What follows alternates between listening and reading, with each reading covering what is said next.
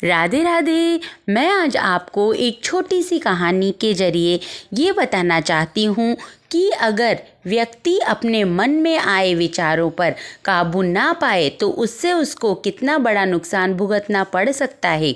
एक बार एक छोटा सा बच्चा था। उसका इस दुनिया में खुद के अलावा कोई नहीं था, न माता न पिता न कोई और परिवार के सदस्य।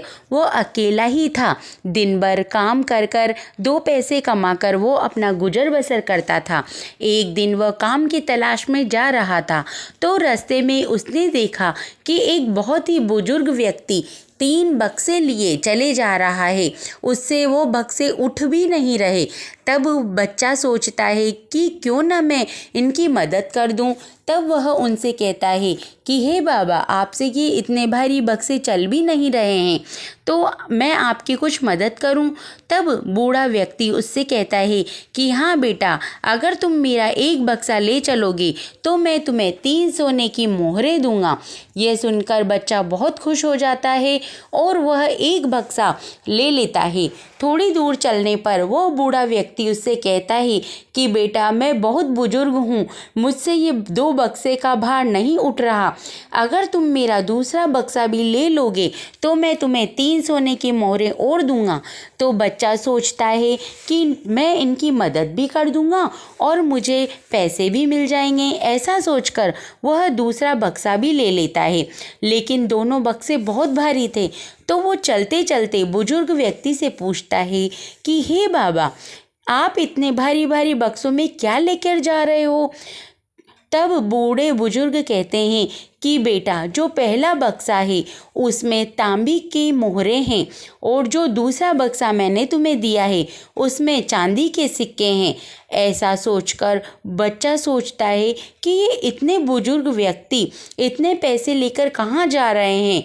पर वो सोचता है कि हो सकता है इन्होंने अपनी ज़मीन जायदाद बेचकर ये पैसे लिए हों। थोड़ी दूर चलने पर नदी आती है। नदी आने पर वो बुजुर्ग व्यक्ति किनारे पर ही बैठ जाता है और बच्चा बीच मझधार में चल जाता है।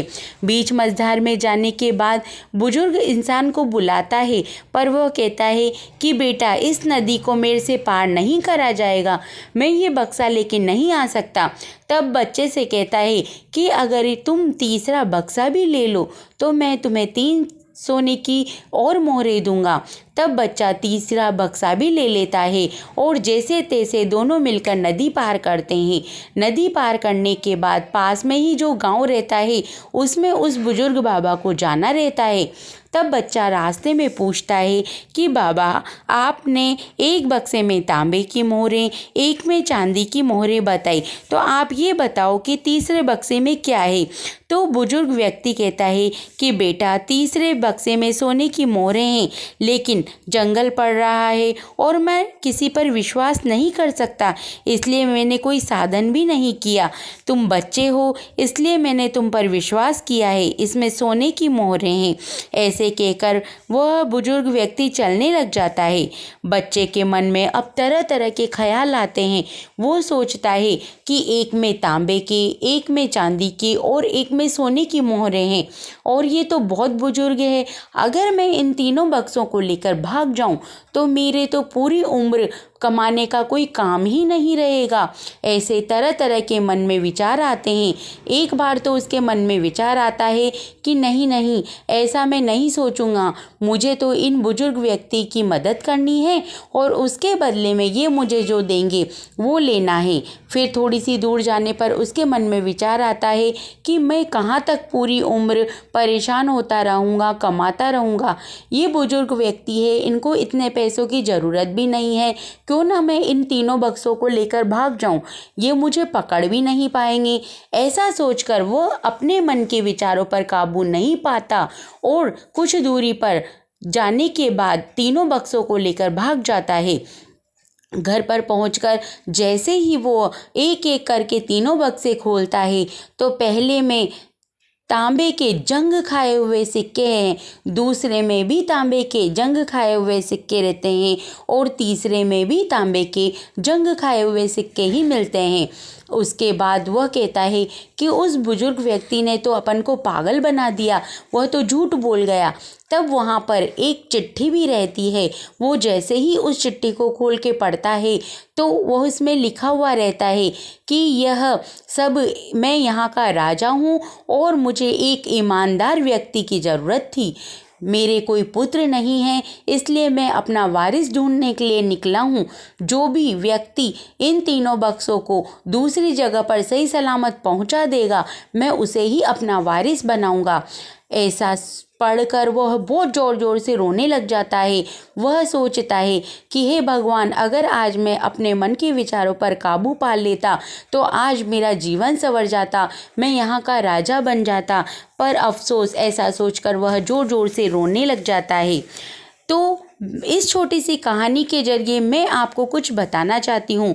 भगवान बुद्ध कहते हैं कि जो व्यक्ति अपने मन के विचारों पर काबू पा लेते हैं उनका जीवन संवर जाता है। मन ही सब कुछ है, जो हम सोचते हैं हम वही बनते हैं। हमारा सबसे बड़ा शत्रु यानी दुश्मन भी हमारा कुछ नहीं बिगाड़ सकता, जितना कि हमारे मन में जो विचार आते हैं वह हमारा बिगाड़ सकते हैं, क्योंकि हम वैसा ही बर्ताव करते हैं। हमारा सबसे बड़ा शत्रु हमारा मन ही है। हमारे मन में जो विचार चलते हैं वही हमारे शब्द बनते हैं और वह शब्द ही आगे जाके कर्म के रूप में प्रकट होते हैं। भगवान बुद्ध कहते हैं कि बार बार दोहराने पर कर्म बर्ताव में बदलता है और धीरे धीरे समय के साथ बर्ताव चरित्र में बदलता है और यही चरित्र हमारे भाग्य का निर्माण करता है। इसलिए भगवान बुद्ध कहते हैं कि हमें हमेशा अपने विचारों के प्रति जागरूक होना जरूरी है। हमें यह जानना जरूरी है कि हमारे मन में किस प्रकार के विचार आ रहे हैं। कमजोरी एक छोटे विचार के रूप से शुरू होती है, यह एक बीज के रूप में होती है और यदि समय के साथ इस बीज को नष्ट नहीं किया जाए तो यह एक विशाल वृक्ष का रूप ले लेता है।